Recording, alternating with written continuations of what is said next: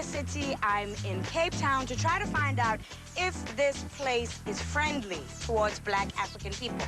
Now, for me personally, whenever I come to Cape Town, I feel like a foreigner. Even when I look around me, this could be the Mediterranean, this could be San Francisco. The last place where I think I am is in Africa. Every other city center in South Africa has the presence of a Black majority pulsating throughout it. It's in the color, it's in the language, it's in the buildings, it's in the clothing, you know, it's in the music. And if it's not there, then you can see that it's something that the environment aspires towards. But in Cape Town, you don't feel that at all. So this week, I'm here to find out if Black African people who live in Cape Town feel like the city is welcoming towards them. Do they feel a sense of belonging? Do they feel a sense of ownership? And if they don't, then who does? I'm about to behave like a typical tourist in a new city. I'm gonna get onto this open-air double-decker bus and take a tour of Cape Town.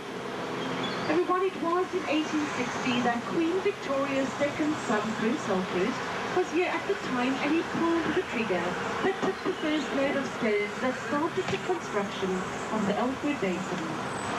On the left-hand side, there we are, some of those completed luxurious apartments.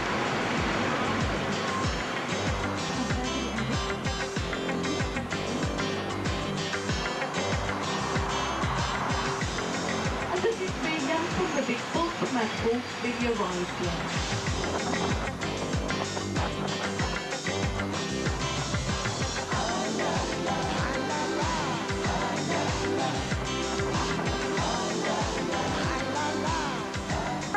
The tour started out with us looking at more historical parts of the city. You know, I saw the fort, I saw beautiful buildings, I saw the old architecture, I saw the statues of Jan van Riebeck.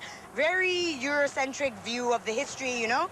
And then I saw the jiggiest, shiniest, wealthiest suburbs in this city.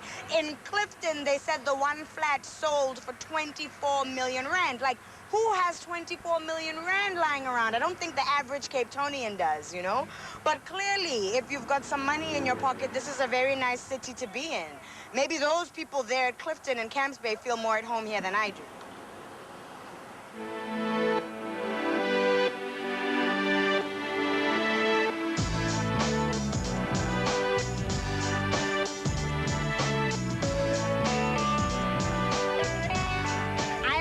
The castle, also known as the fort. Now, this is the oldest building in Cape Town. It was built when the Dutch landed here. Sheryl Hendrix is a political scientist and a political analyst. I'm here to speak to Sheryl because it seems to me like the polarization that I'm seeing in this city today has its roots in the history of the city.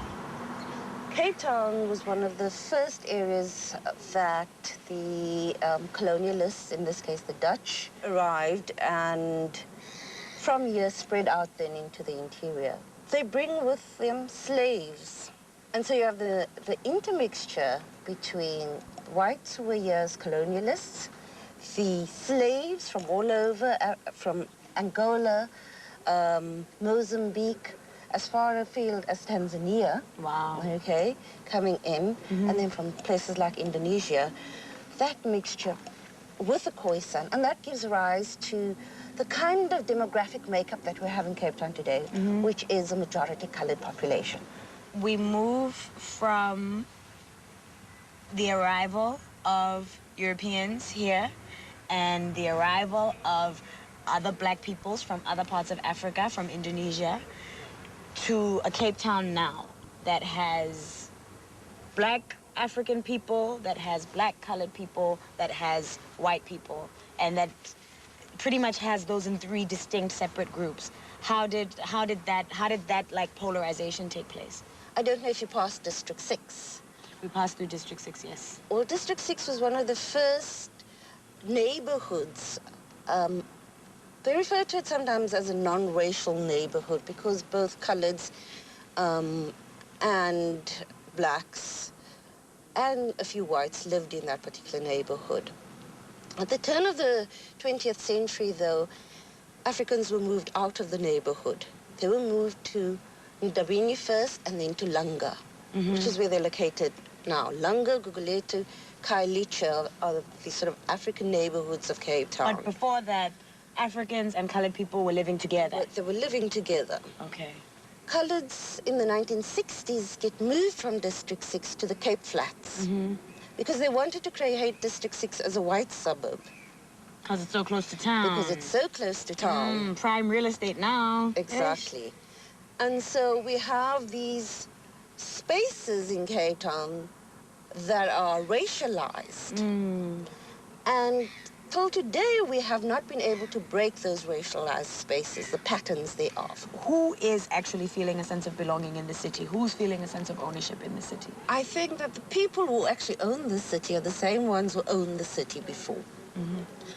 If we take a good look at our city, then ownership largely remains in white hands in the city. And the way in which people are excluded in the city is via money.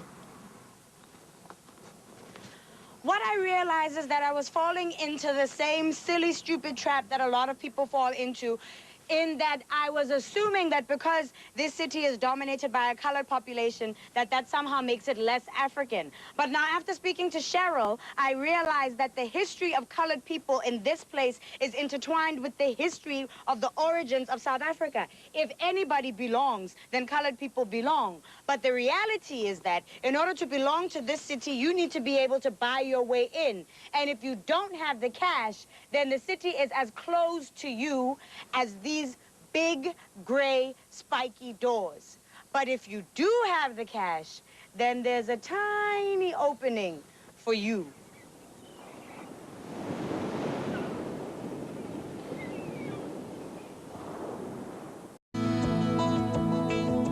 I'm going to talk to Natalie Brandes, who is born and bred in Cape Town, has lived in the city her entire life. She works at UCT Radio as a program manager and as an office manager.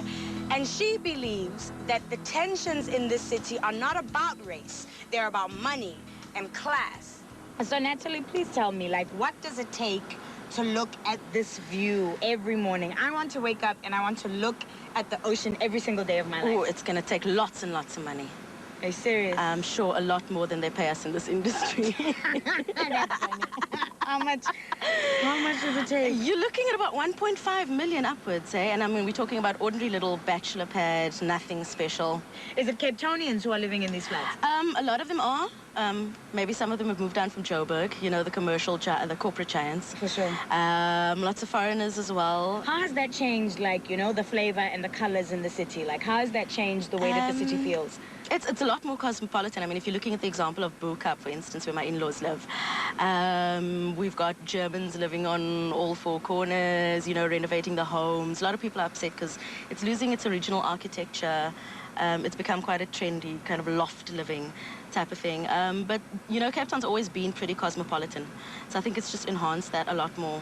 I'm wondering, is the average person, like, either living in Mitchell's Plain or living in Athlone or living in Khayelitsha or living in Gugulethu, are they feeling like this cosmopolitan vibe in the city, or is it just relegated to... Probably not, eh? Because the sad thing about the city is you'll find you've got kids in Khayelitsha, Mitchell's Plain, for instance, who've never been to the Botanical Gardens. Sure. Even though it's a couple of kilometers away, because we don't have the transport, or, you know, the school needs the subsidies to get the kids there to take them on their little outing for the day. Some have never been to the beach. You know, because those suburbs are placed so far away from the city center. Okay, so what I'm hearing then is that black identity, for the most part, at least for, you know, the majority of people who are living in the townships, you know, it's what do you call, like, a locality specific identity. It's microcosm. Microcosm that's located in your township. And your township is not town. There we go. Your township is not the ocean. Your township is not the mountain. Your township is not Cape Town. There we go. That is profound. So then what is Cape Town? Who owns Cape Town? That's what we're still trying to figure out, I think. Yeah. In 1955, all black people living in Cape Town were issued with reference books that contained the infamous Section 10 of the Native Act, which required for Africans to work continuously in this city if they were going to retain the right to live here. Now, since the end of apartheid, more African people, more Indian people, more colored people have moved into traditionally white suburbs, but by and large, this city is still segregated by race. Apartheid is over, and I don't understand why Cape Town has been so slow to accept change. I want to speak to Namsom Nikki, an academic and social researcher, to find out why Black South Africans haven't claimed their space here. It's 11 years now after, you know, we've received our democracy, yes, you know? Yes. Do you feel like this city has changed in such a way that your reality as a young Black person is being reflected around you? The pace of the changes that need to happen, particularly at a micro level, is very slow. I mean, Cape Town in particular is notorious for being impossible in terms of making the adjustments. You see it in architecture, you see it in your clubs in the evenings, in the weekends, you see it in the restaurants, and the ways in which the waiters and the waitresses treat you. You see it when you walk into a shop and some white attendant asks you, how can I help you immediately? You know, you see it everywhere in the city. And the message is continuous, it's systematic, and it's consistent, and it says you have something as a Black person to prove so that you prove your legitimacy. What about Black money? I mean, at the end of the day, like, you know, if you've got access to resources, then you can afford to live where you want, you know? If you've got that $500,000 or $1 million rand, like these flats, you know, no one is going to deny you a place to stay. Yes. Have you struggled at all in buying your way into, like, residential areas? Well, you see, the thing about Black money is that, first of all, it's very little. Secondly is that it's new money. We're only like 1 or 2 generations into success as it's defined by the Western capitalist system. And that means very particular things in terms of what you have access to and what you can buy. You can go to a Constantia or go to a Camps Bay and completely forget a Black reality, you know? Absolutely. In other major cities, even in the wealthiest parts of the suburbs, you know, you're gonna encounter some Black person, whether it's a Black person who owns a house there or the auntie who's selling oranges and cokes on the corner, you know? It's in your face, you know? I mean, I think the brilliance about Cape Town racism is that it comes from the liberals. And because it comes from that portion of the population... What do you mean when you say that? It comes from people who believe in democracy, who believe in human rights, who believe in... And so at a conscious mental level, they believe in that. So on a conscious mental level, you think that you're on the same... Exactly. And so they clothe it very nicely. They say the same things you say. They'll say Viva Mandela if Mandela comes on screen. They will do all the kinds of things that you would associate with justice, and they fight for the same things. Non-racialism, all that. Exactly. But at a practice level, it's impossible to make the link between what they say and the action. I found it really interesting that she said that the people who are perpetuating racism in Cape Town are liberals, are people who are speaking all the right values, you know, but when it comes to their actions are doing something else, you know, and I can totally relate to that in the environments that I come from.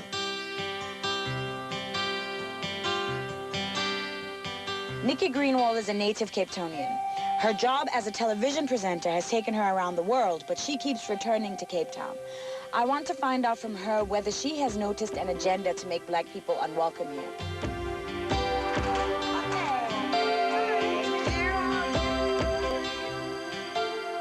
Nikki, how long have you lived in Cape Town?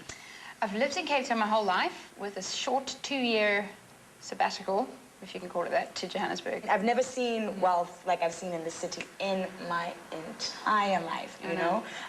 Does that make white people more comfortable? Because, I mean, the people who are buying these houses... Wealth, you think? The wealth, or the fact that... The presence of wealth, of German wealth and French wealth. Yes, the fact that the buy-in into the city is coming from people who are also... from Europeans, you know? This is a Eurocentric place, and that's how it started, you know? And that's how it will always be. There'll always be this between Africa and Europe, that sort of thing going on between the cultures here. A lot of people deny the fact that the city is part of Africa.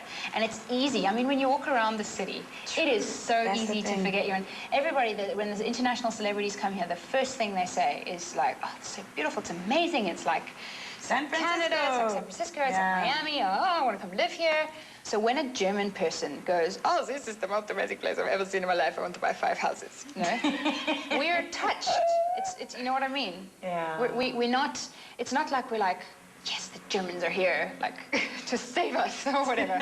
It's more like we think, yeah, we do live in the coolest place in the world. Thank you very much. We've known this for a very long time, and you've just twigged on. Do you think that people in Cape Town, that white people in particular, are comfortable with the idea of a black majority? Because that's what, like, that's what I don't feel here. I think it scares us. Okay. I do think so. I think it scares us. I think the fear here is feeling ostracized, and that reverse, like, affirmative action, it's always going to be there, you know? You know.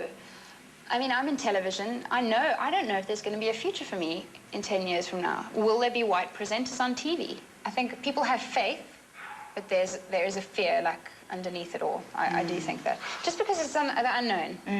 Not fear of, like, well, what's going to happen to me, but just, like, where will I stand 10 years from now?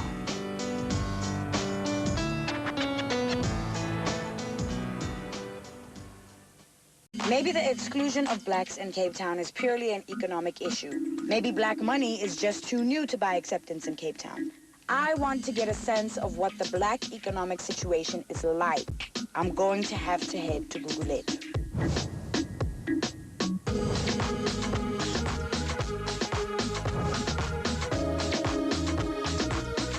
The architects of Cape Town were very systematic when they designed it. The city center is located in front of Table Mountain, and then behind Table Mountain is where all the townships are. Today is Sunday, and I am behind the mountain in Gugulethu to experience what I've been told is the most happening joint on a Sunday afternoon. Ramzoli, you know, the whole week people have been telling me that black people in Cape Town don't have money. Like, who are these black people? Because these cars are beautiful. These people are well-dressed. These people have money to spend at your place. Who are they? Where do they come from? Yeah, they come from all around Western Cape. Mainly 80% of them, they come from the suburbs. You know, Runabout, Tableview, Blowback, you name it. How do you feel about this perception that black people in Cape Town don't have money? It's completely wrong. It's completely wrong. I mean, it tells on its own. You can see, I mean, just look at the cars, which is around here. That's the thing, look at the cars. That tells on its own. Yeah. It tells on its own. You know, you look at, I mean, all these people who are here, you can see, I mean, these are all high-income group people.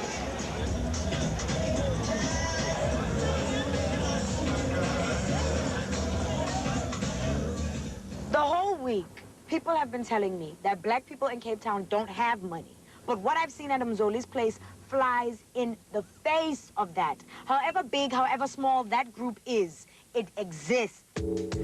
So money can't be the only barrier to being accepted in this town.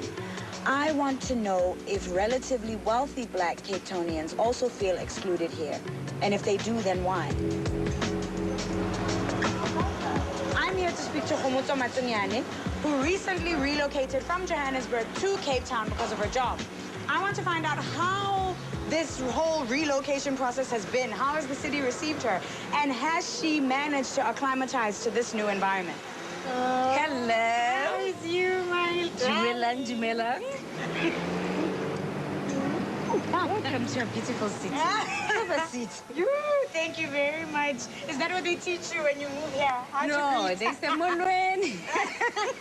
And then the extent of my course is quite shocking. How's it been for you trying to create like a sense of community here? Do you feel like you have that? Yes, I do have a group of people who anchor me in this town. I think you have to. One of my friends, ironically, around the same time that I was moving, she was also moving to Muizenberg. So that was, and someone that I've known for 10 years. So that was really, really helpful. And there's a couple of friends, and then I've made new friends. Okay. But I must admit, I mean, part of a community is that you also have to either seek it or create it. There's not that readiness, and there's not that friendliness that Joburgers have.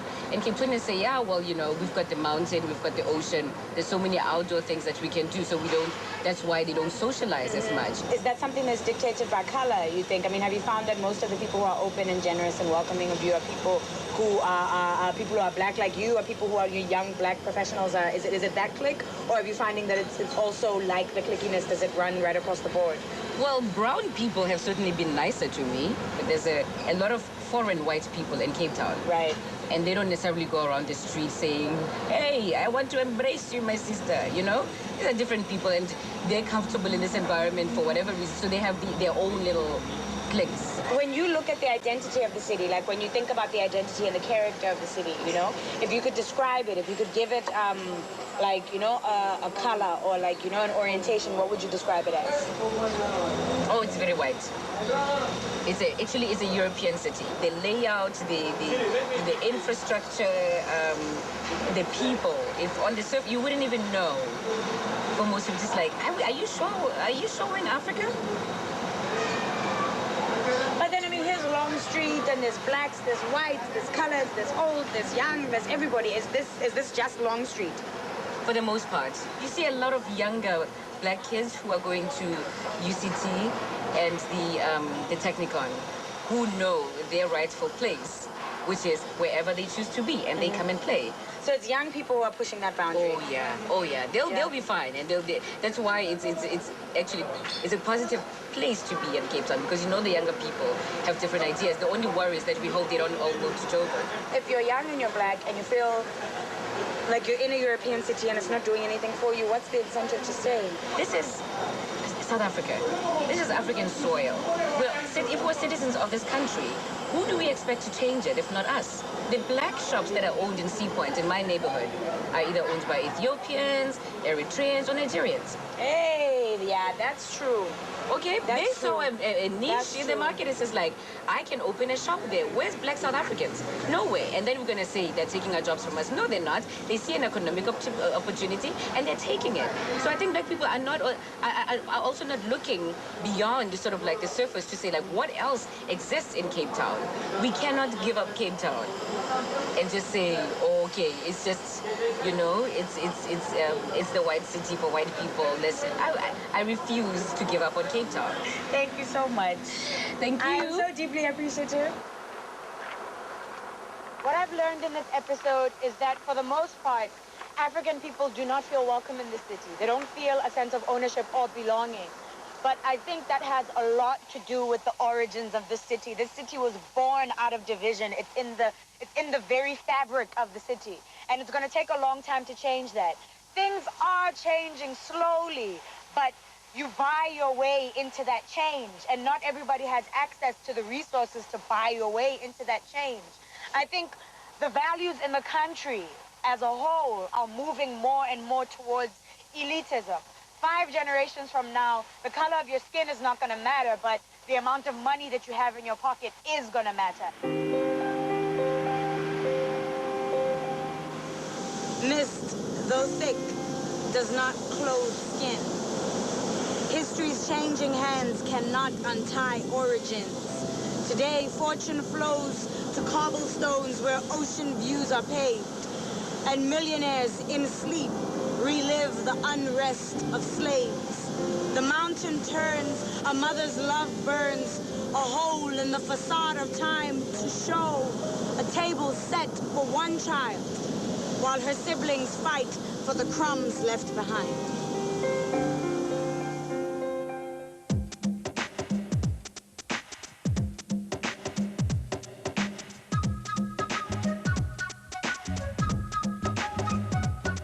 Give me a new set of eyes to help me see the new state of mind, the freedom brings.